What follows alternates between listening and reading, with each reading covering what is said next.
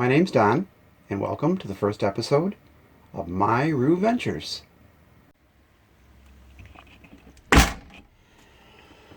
So welcome to the Roo. I'm going to give you a quick tour of the inside. At the entrance, we have immediately to the left, we have the rear bed that folds out. It is a queen size, 40 by 80 inches, and it has a nice plush heated mattress. There is storage on the top that goes all the way back behind the bathroom. And there's also storage underneath that again goes the whole length of the trailer, which is about 8 feet. There is electric everywhere. We have our control panel and the air conditioning. And right now I have it set up in boondocking mode with both the beds folded up and engaged so that it is solid all the way around, and in this configuration we can camp out in bear country. We have more electricity and USB ports on the kitchen counter. And moving along, we have lots of storage space, even room for, I found the perfect garbage can that fits in the corner cabinet. It has all of these lights that you can control with a push button. You can turn them all on or all off, or just one on. I'll turn them all on just to give you an idea. What I like about the door is there's a screen that you can use, and as I showed you when we entered, this will close, so you can keep the screen door open, or actually the screen door closed but the main door open, and there's actually a window that has a shade that you can lift up or close for privacy. The air conditioning just kicked on. It's a hot day outside. Moving into the kitchen, there's a nice window above the sink and the stove, and microwave and full-size cupboards above the stove. And as I said, these are quite deep. They're full kitchen-size cabinets. I found these great storage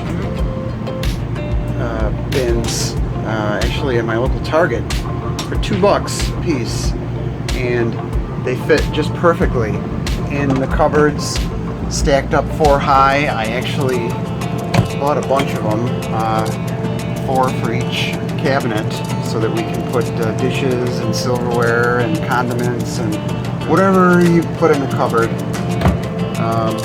We have our light and our fan above the stove with a filter. We have the stove top that actually closes for more surface space, and we can use that as counter space along with the area over the sink. When the sink is covered, we have the entire cabinet length that we can use for food preparation. But when we want to cook, we just open up the glass top. It turns into a nice safe backsplash. There are 3 full-size burners, and there's even an oven, so you can bake cookies, make lasagna, pretty much anything you want to do. Roast a turkey if you want to.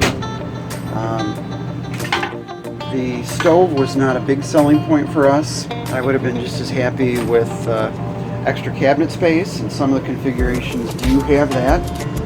But this one, in fact most of them do come with the stove. It's a nice stove, and I'm sure we'll use it. But it also comes with a stove on the outside for the external kitchen, and I'll show you that later on. We have the sofa bed This actually opens up to a flat bed to accommodate 1 to 2 people, depending on your size. This is actually the dinette. The table is in the middle and the seats are on the sides. There is a furnace underneath the nearest seat, and there's a storage drawer underneath the far seat. That turns into a nice bed, full-size bed. You could fit 2 people on there, two children, or 1 good-sized adult very comfortably. Windows on both sides. I mentioned there are 2 fans, one in the bathroom and one in the kitchen living area. The air conditioning, which you hear running right now, comes with an entertainment center. AM/FM radio with auxiliary inputs, television with a digital signal input, so when you're out and if you don't hook up to cable, you can just get over-the-air signal using the antenna that's on the roof, and you can just rotate that antenna to pull the signal in from where you want it. The freezer and the refrigerator come nicely finished with matching wood cabinetry, and we have a closet here that is full length, so you can store clothes, or you can use it as a broom closet or whatever. Another storage cabinet underneath. The floor is actually one of the things that I liked about this particular the Rockwood manufacturer. It looks pretty high quality. It's a lot nicer than some of the other manufacturers out there that are just obvious plastic laminate. This is it's not real wood. It is a laminate, but it looks like real wood and it has a texture to it. This is the bathroom. I bought this at my local Target. I think the same trip that I bought the storage bins. And that is a nice over-the-door rack that will fit 6 to 12 garments on. You can use it for coats, sweaters, bathrobes, pants, whatever you want to hang from it, hats. I thought it was a perfect use of space. But the bathroom, that's what won us over, especially my wife. It is a full bathroom with vanity, electric,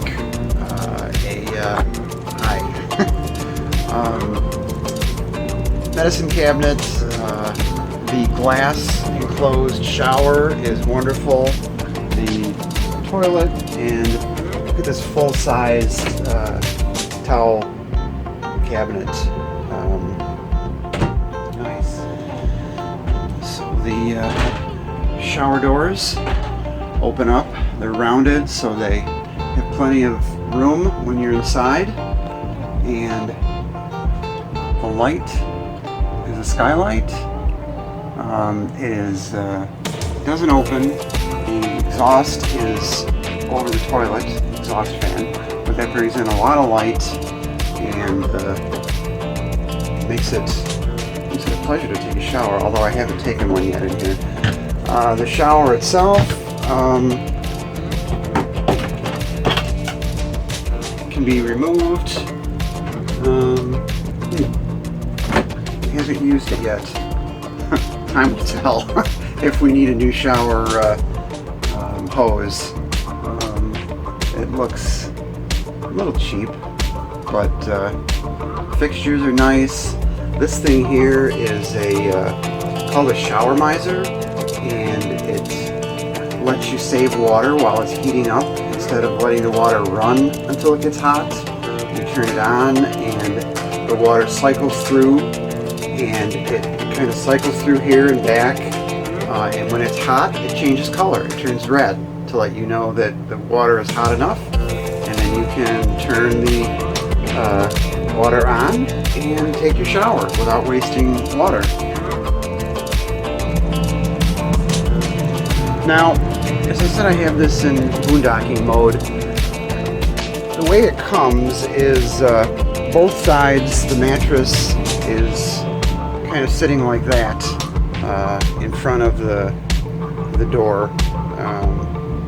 It's nicer on the rear side because there is this indentation and it's flat, but on the front of the trailer is actually slanted upward, so it kind of pushes the mattress and everything forward a little bit, so the mattress hangs out a little bit. One of the quick mods that I did, and it wasn't adding anything new, I just took the mattress and I turned it around so that the full side was facing the inside of the trailer, and I pulled the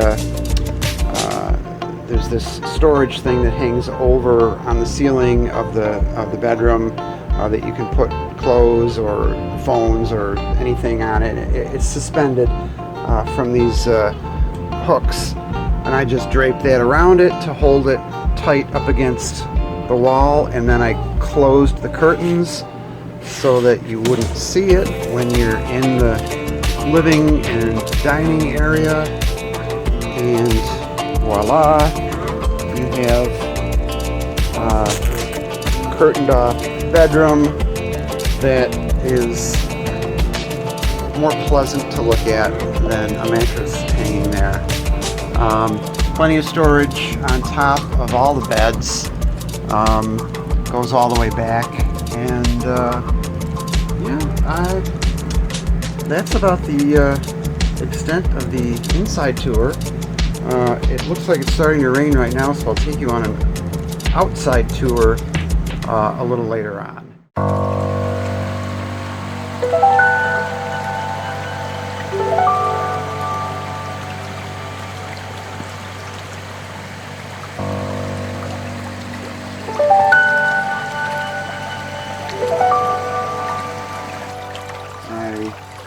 Thought I would talk a little bit about how the adventure began. It really is just starting. It happened in the middle of a COVID pandemic, and travel restrictions were all over the place, but the only thing that people were doing was getting away in their own campers and trailers or tents, because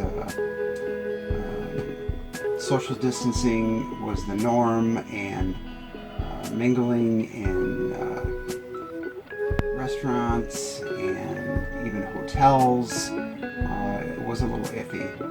So we had been thinking about getting a trailer, never owned one before. Hybrids are relatively new, not brand new, but the concept is you have an enclosed, solid-walled trailer with ends that fold down, pop out into beds.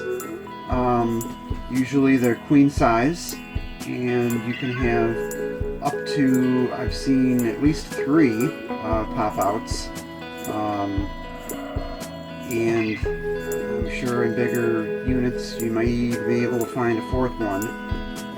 It's another alternative to slide-outs, where slide-outs are actually the whole wall will actually slide out to open up the floor space. I didn't want to go that route because A, it was more expensive, and B, anything mechanical like that is going to need more maintenance, and it's eventually one more thing that's going to have to fail. So I decided that a hybrid was the best solution for the size that I needed and the price range, and I started looking at floor plans, and the floor plan that I thought gave me the most bang for my buck, so to say, was actually this one. It's got the kitchen on one side, it's got refrigerator and entertainment system on the other side. We have the bed over here that turns into the dinette. Over here is a sofa which turns into a bed, actually in boondock mode. Between the sofa bed and the dinette bed, you could sleep up to 4 people. 2 adults comfortably, or 1 adult and 2 children, or 4 children. So the benefits of boondocking mode is, 1, if you want to stay in bear country, you can do that because everything is enclosed as long as you don't open the beds. Also, if you're staying overnight in a Walmart parking lot or highway rest area, you can pull over and have the furniture converted into the beds inside without opening the extensions to the outside. And this way, it's obvious that you're not setting up camp, you're just parked there for a little while. That's what I like best about the hybrid. Then I started looking at brands and narrowed it down to a couple of brands that looked a little better than others. We looked at the Kodiak Cub, which is the size that I'm in now, 19 foot that is. Technically it's a 21.2 foot, but it's considered a 19 foot class. And that turned out to be the perfect size. Big enough to accommodate extra people when we need it, and small enough that it's still cozy and light to tow without a truck. It's a little over 4,000 pounds, empty, and once it's loaded up and on the road, well, that's another story we'll get into the next episode. We'll talk about towing in the next episode. But I wanted something that was going to last, quality-wise, for the investment. And walking through some of the trailers, I could tell they were not built very robustly. The walls were thin and everything moved around, just not sturdy.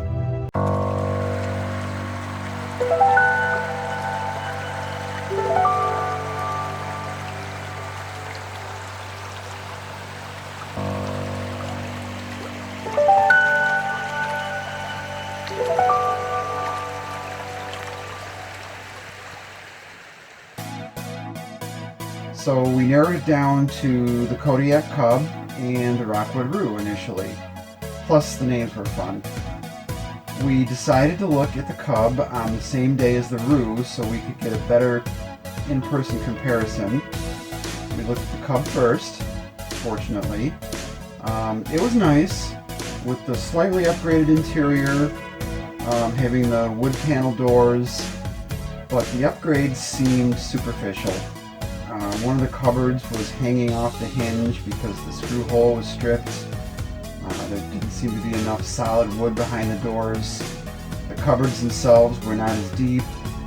The shower was smaller and it only had a curtain around it instead of doors, and that didn't thrill us. Then we went to see the Roo. It was an hour and a half away because the supply was so limited after the factories being closed up for the pandemic and workers not all getting back yet to open manufacturing and delivery back up.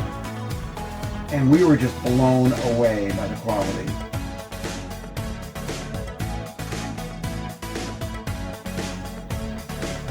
The cabinetry is home quality, real wood.